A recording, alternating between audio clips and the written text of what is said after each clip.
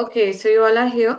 Good morning. Finally, we are going to have this class after very long time. Okay, so today we'll start with the fourth lecture of animal genetics and breeding questions, PYQs, which we started discussing. Okay, all right. So ready? You have to give answers. Okay, you have to give me the answers for the questions. चलेगा? Start करूं? जय Prakash ji start करूं? सब नींद में होंगे अभी तक, फिर सुबह फ्रेश होंगे इसीलिए आई थॉट सुबह क्लास लेंगे. ठीक है. Okay let's start. ओके सबसे पहला हमारा टॉपिक है cytogenetics and molecular genetics. So question number 1. If mutation occurs in the first mitotic division of the zygote, then the individual concerned will show partly mutated and partly non-mutated tissues, fully mutated and partly non-mutated tissues, non-mutated and partly mutated tissues, or partly mutated and fully non-mutated tissues. Option A B C या D, आपको क्या लगता है answer क्या होना चाहिए?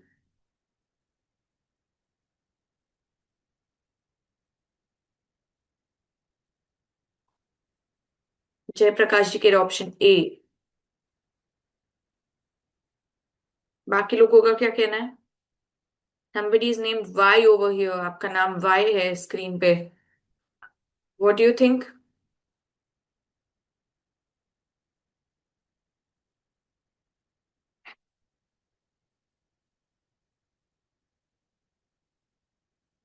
A. Yes. Okay, the answer is A. Partly mutated and partly non-mutated tissues, because one of the cells will have mutated tissue, one of the cells will have non-mutated tissue, and उसी से फिर आगे that individual will be formed. Okay. So that is correct. Next, two genes of two different traits located on the same chromosome are known as. ये तो नींद में भी आना चाहिए आंसर. Alleles linked, segregated या intermediate. Two genes of two different traits are located on the same chromosome are known as.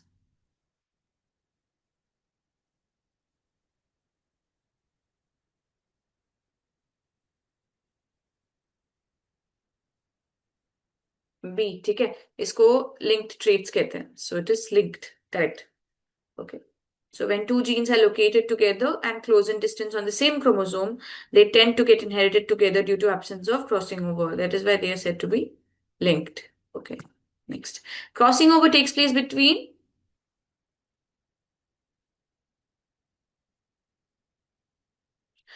non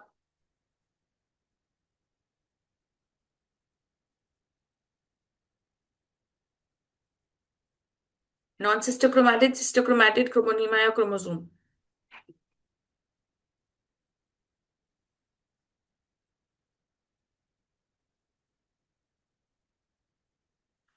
doctor S R.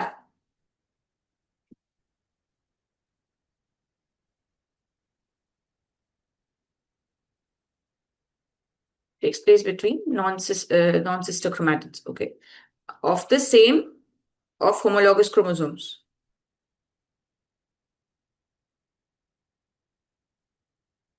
Of a tetrad or bivalent. Okay. Okay. So, sickle cell anemia is an example of point mutation, frame shift mutation, gibberish mutation या segmental mutation. Anyone knows? Sickle cell anaemia बचपन से पढ़ते आए हैं हम, NCERT में भी पढ़ते थे, काफी बार पढ़ा हुआ. Sickle cell anaemia is an example of point mutation, frame shift mutation, gibberish mutation या सेगमेंटल म्यूटेशन.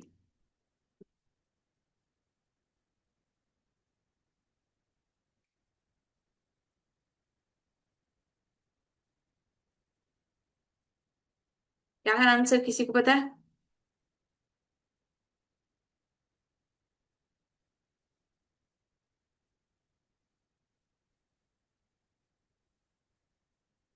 डॉक्टर वाई, आपको आंसर पता है इसका?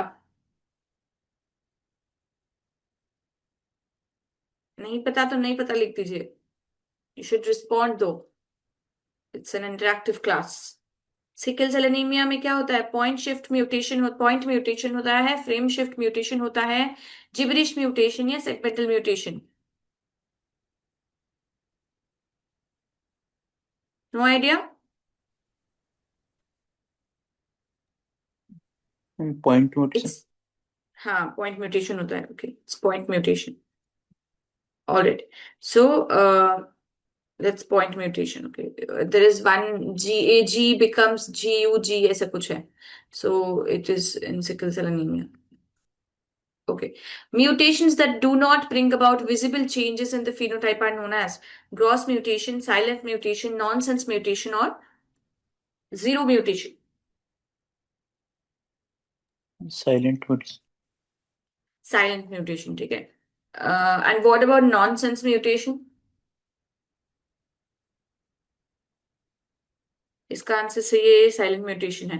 नॉनसेंस म्यूटेशन का क्या मतलब है, और साइलेंट म्यूटेशन का क्या मतलब है वैसे? यस, प्रीमेच्योर स्टॉप कोडॉन बन जाता है। करेक्ट। तो incomplete protein. What about silent mutation, उसमें क्या होता है?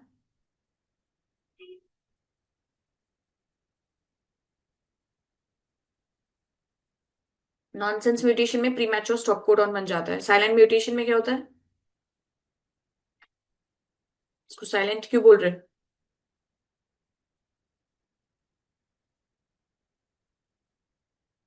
थर्ड कोडॉन में चेंज होता है। हाँ, थर्ड कोडॉन में चेंज होने से क्या हो जाता है? आप सही दिशा में जा रहे हो। थर्ड कोडॉन में अगर चेंज हो गया तो क्या हो जाएगा?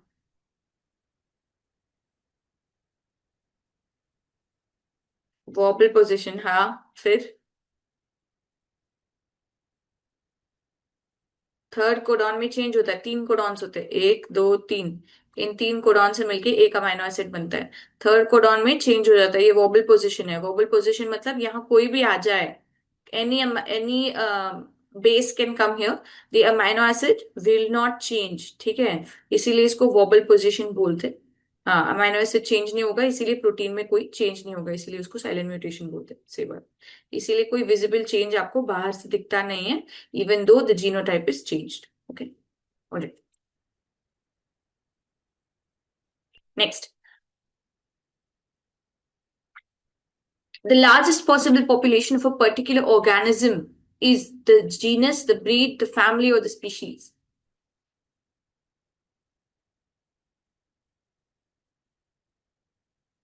The largest possible population of a particular organism is the genus, the breed, the family, or the species.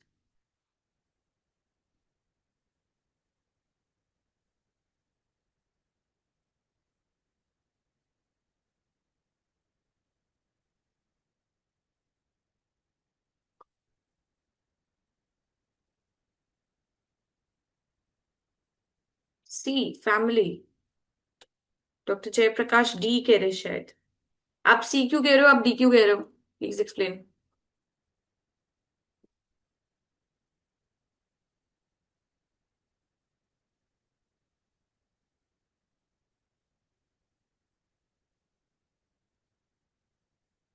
Kindly explain your answers. Population, हाँ। सो आप अनम्यूट करके बात कर सकते हैं Jayaprakash ji. No need to type it out.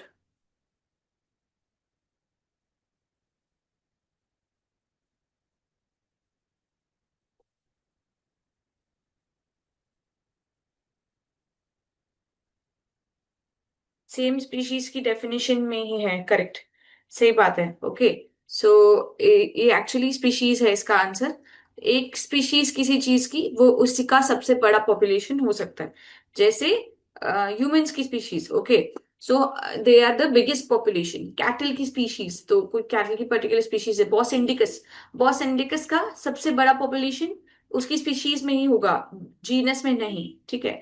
तो एक particular organism के लिए, उसके लिए सबसे बड़ा पॉपुलेशन होगा स्पीशीज। फैमिली क्यों नहीं होगा? क्योंकि एक फैमिली के अंदर बहुत सारे जीनस आते हैं। Kingdom, phylum, class, order, family, genus, species. एक फैमिली के अंदर बहुत सारे जेनेरा आते हैं, एक जेनेरा के अंदर बहुत सारे स्पीशीज आते हैं।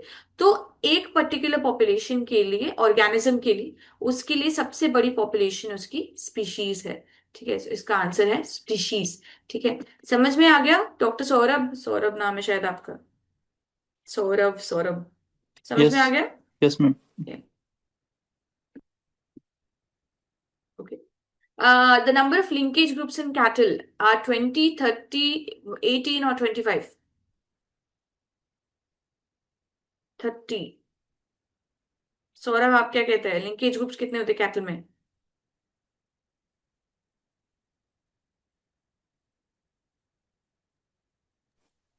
30 होता है, 60 क्रोमोसोम होते हैं। तो 60 डिवाइडेड बाय 2, 30, सही बात है। ठीक है, so number of linkage groups is equal to diploid number of chromosomes divided by 2. So that is equal to number of haploid chromosomes. Okay, next. Theory of acquired characters are inherited was given by Charles Darwin, August Weismann, J.B. Lamarck और R.A. Fisher. Acquired characters are inherited, ये theory किसने दी थी? Charles Darwin ने दी थी क्या? नहीं। Okay, बीच में Weissman ने दी थी। वेसमैन ने कौन सी दी थी? Germplasm. Continuity of germplasm। R A Fisher ने क्या किया था? He is mostly related with statistics. F test I think, F test या टी टेस्ट ऐसे कुछ है आर ए फिशर का, मेरे को याद नहीं है वो, we'll have to see that. R A Fisher is also related to population genetics, that's correct. So the answer is JB Lamarck. Okay, this is Lamarckian theory. Acquired characters inherited मतलब वो giraffe को याद करना। वो giraffe नहीं था, giraffe का example होता था कि जिराफ जो है वो, उसकी नेक इसीलिए लंबी है क्योंकि उसके पूर्वजों ने ऊंचा ऊंचा करके खाया, और इसीलिए आगे पास ऑन कर दिया कि मतलब गर्दन लंबी करके खाने की वजह से उनकी गर्दन लंबी होती चली गई। तो इसीलिए that is the theory given by Lamarck, that acquired characters are inherited. Okay, so that is the theory. Okay. And Charles Darwin is natural selection.